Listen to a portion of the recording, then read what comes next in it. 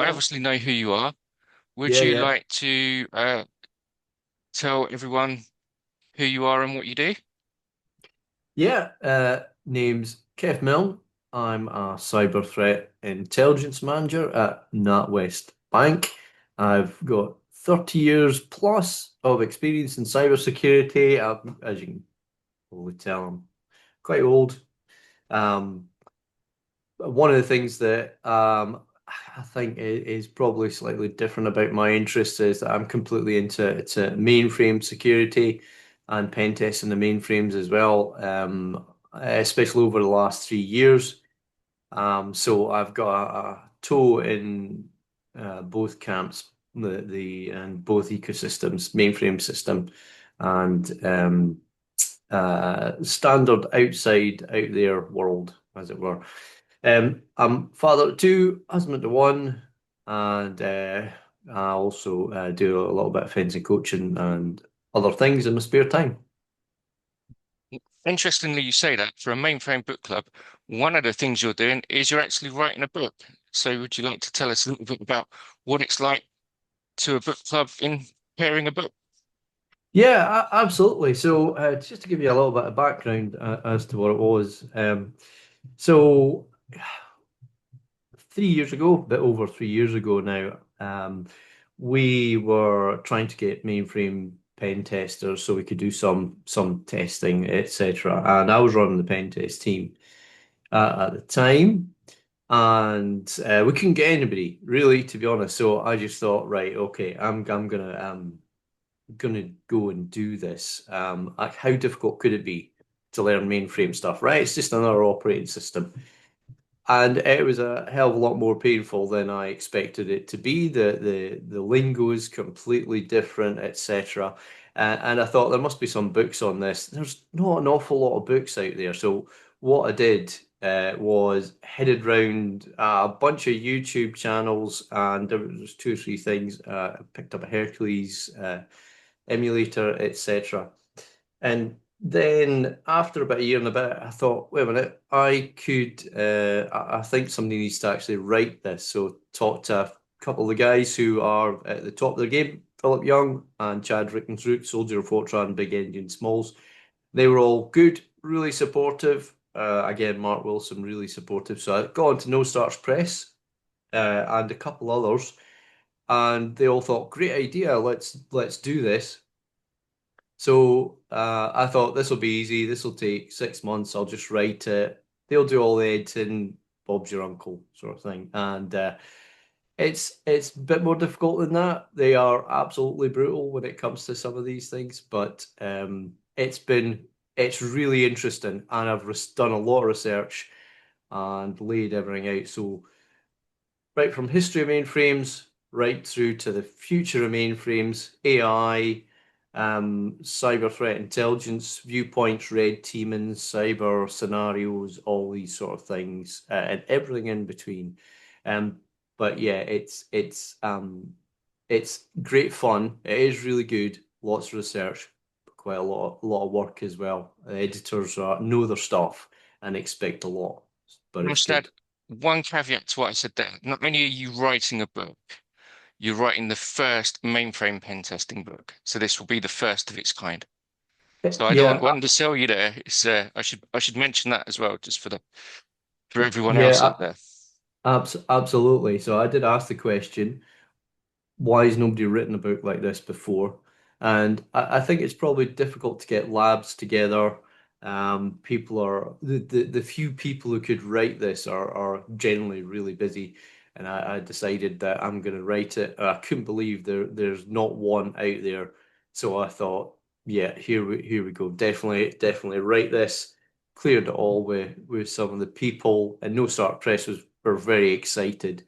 They I suppose they do see it as a bit of a niche market. However, the more I've got into mainframes and the importance of mainframes and mainframe security, the more I think it's needed. And actually, I think again, people are starting to realize that mainframes are really important and not just this legacy technology. Hmm. So when it eventually it comes out, it'll be the only one there, and hopefully it'll do all right, and everything will be in one place finally. And we've got all the guys who created all the content in the first place added to my research. Hopefully that'll be job done. Thing that comes to my mind, what sort of soft skills or hobbies have you got that sort of, is there anything that aligns to being in pen testing? Because I've often found different people have hobbies that kind of relate to the roles. So is there any soft skills or hobbies that you think, any resources, books that you've read that you think might be interesting for someone as a pen tester that would give you an Yeah, indication that you're in that line of thinking? yeah. I think there's a few things that got me interested in pen testing. First of all, war games that came out 40 years ago. I can't believe it. I was 14 at the time. I thought this is amazing. Obviously, just want to do that sort of thing. So I mean, a real interest in the unusual. Pen testing wasn't a job at the time; it didn't exist. So it wasn't until the late 90s actually, because I've been in it over 25 years now, that one of the guys I was mentoring in networking, because it was all firewall and networking I did, gave me a copy of Hacking Exposed, and I was like, "Whoa, what is this?" So, I mean, that was good. So, uh, an interest in, problem solving is probably one of the most important things. I'm not the best coder in the world, for example, but when it comes to building computers or circumventing controls or putting in workarounds and getting things to just work, a real troubleshooter, I would say a pen tester is actually a troubleshooter. How do I get in if nobody's given me the password type stuff? And it's just like, how can I fix this? You know what I mean? Well, Same what's sort of interesting stuff. when you say that as well is I think back to the Alan Turing and the code breakers. Famously, they look for mathematicians and people with an interest in crosswords. Having a mindset for that is a great Yeah. indicator that it might be something that you'll enjoy. Yeah, yeah, absolutely. But I mean, there's lots of other soft skills that go with that as well. I mean, as a pen tester, I mean, the thing about computer hackers, the some of the bad guys, they don't need to write reports, right? They don't need to talk to CISOs or any of these sort of guys. Um, so the really important thing also is an ability to be able to communicate at all levels, right? Really technical level, right down to being able to say, hey, you know, give analogies and make it so everybody can understand the seriousness and the actual risk that is there in relation to any of the findings that you've got, and able to ability to actually communicate how it was done as well, so you can say, hey, look, this can happen. I'll show you. You know what I mean? So the skills that you need are a bunch of soft skills, and you've got to be interested in research, and you've got to be able to sometimes think outside the box in order to circumvent what is not there or fix stuff. And in terms of thinking outside of the box, sometimes you need to invent a new mainframe box for testing. It's something else I know you told me as well. Yeah, that's it. I mean, to be honest, probably one of the reasons that nobody actually wrote a mainframe book up until now was because it's really difficult to actually create a lab. So, for example, I was lucky enough that No Starch Press said, who I really like, um, said, "Great, let's do this. Let's do a mainframe pen testing book." Um, so it means called Hacking Mainframes, and we don't have a subtitle yet, but it's something like Breaching the Impenetrable Fortress. It's going to be something like that. But one of the things that I have to do is part of these things is create a lab, and in general, it's pretty easy to create a lab with Windows boxes, Linux boxes, any vulnerable stuff out there. How do you do that with a mainframe? One, a mainframe costs £1 million plus. Second thing you've got is the fact that it's even the low cost ones that can go on a Linux box, you're still paying 4 or 5 thousand every year for a license, which makes it really difficult. And people are just not going to do that. They might buy a book for 50 quid, something like that. They're not going to pay £3,000 for a test mainframe. So I realized really early on, and Hercules is great. And my first year was almost entirely Hercules mainframe. But obviously, that's based on a 1981 mainframe system. It doesn't have TCP networking. It doesn't have the Unix stuff in there. It doesn't have proper kicks. Doesn't have any of these sort of things. So I realized to change, sort of fill the gap I needed to create something. So I created a simulator called Easy Mainframe, but I've Mhm. decided that as a homage to hackers to rename it to Gibson. So the Gibson project's going to be out there end of July. Run the mainframe pen test course. I'm going to release it at the same time. Means everybody can download a free simulator written in Python and some of the surrounding tools as well that will allow everybody to be able to play along with the book and use that with slight differences. But at least everybody will be able to run around TSO and kicks and OMVS and have those commands simulated so they can play. Yeah, I think definitely. once that launches, that's going to be quite a hot topic of conversation. I think that gets some Well, interest. I hope so. I mean, the main reason for releasing it for me is the fact that I need something that you can simulate a pen test against. So it's got TSO, and you do a log on applet TSO, and the tools surrounding it will actually enumerate TSO sessions, etc. And also, it's got basic kick stuff in there, and I've also got a DB2 ZOS Connect module in there. They're not exactly the same, obviously, and there's slight differences, but they're so close as to be able to run pen tests against it. And I've even most difficult part was trying to make the editor in ISPF look right, so you can put in, you can tab down and add your copy and your paste or delete lines with D1 or whatever. And that took a bit of thinking. So I've learned a lot about that as well in the meantime. So yeah, I'm looking forward to getting the thing out. The beauty is, hopefully, when it's uploaded to GitHub, the community will take it and go, "Hey, we could add extra bits and bobs into this just to make it an educational tool that anybody can use." So that's my hope for it. Well, last question then, which is a good one, and you've brought me to it. You've mentioned GitHub. What sort of resources do you use? Books or websites, forums? If I was looking to become a pen tester or see if it's going to be for me, where could I go and look to get some more information? So, pen testing wise, and working as a mentor at NatWest Bank, where and having done that for years, I'm always keen that people get their hands on, but I'm Hmm. also keen that they understand properly what pen testing is. So, hack the box, all these sort of things is absolutely great. But what I see these days is a pen test is actually 5 phases, right? So you go from reconnaissance, if that's in scope, straight through to scanning, and then the actual sort of exploitation, if that's correct, and then the recommendations at the end. The output is really a report. What I see people doing is going, I'll just go and root this box. So they'll spend 2 hours trying to do one thing as opposed to getting all the information that they need. Right. So hack the box is great for that hands-on practical stuff. Really good.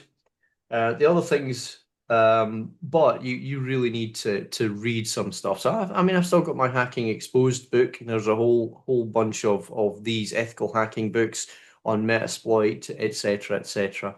And there's a wealth of information out there on the internet now. When I started, there was literally one book, and you had to read through it. It was difficult to get information on this sort of stuff. But again, No Starch Press or anybody has got tons of books on different things, right from open source intelligence right through to malware development. So there's tons of stuff out there, and there's lots of free resources out there as well. Um, when it comes to mainframe pen testing, lots of YouTube videos by Soldier Fortran and Big Engine Smalls. That's how you'll find them on the internet. That's what I used. There's some really good stuff out there. Read books, obviously, and if you're using, you can use ChatGPT for some things, but make sure you've got oversight of it and don't allow it to hallucinate and just tell you complete nonsense. Make sure you head back to the read books or you double check it with some friends and stuff. Finally, because I work at NatWest, I've got to give a shout out to like some of the mainframers there, like Dave Bullock and Mick Roach and Colin Knight. They're really great guys who have really helped me. When mainframers kinda in the past had a bad rep and everybody was scared to go near them. But I found that they were super helpful and they're like really interested and keen to help, and they want to push forward. They're worried about mainframe being seen as legacy, which it isn't. So you generally most mainframers, and I find the mainframe community great as well. Looking in from the outside kind of thing on the perimeter there. I think you touched on it. Years ago, we had a perception that we weren't helpful, we weren't friendly, or it was a little bit difficult to get into. Now we're welcoming people in. We've got communities, forums. I've Yeah. often reached out to people who've asked me a question and said, "Oh, can I help you?" And they said, "No, no, I've already got three people helping me."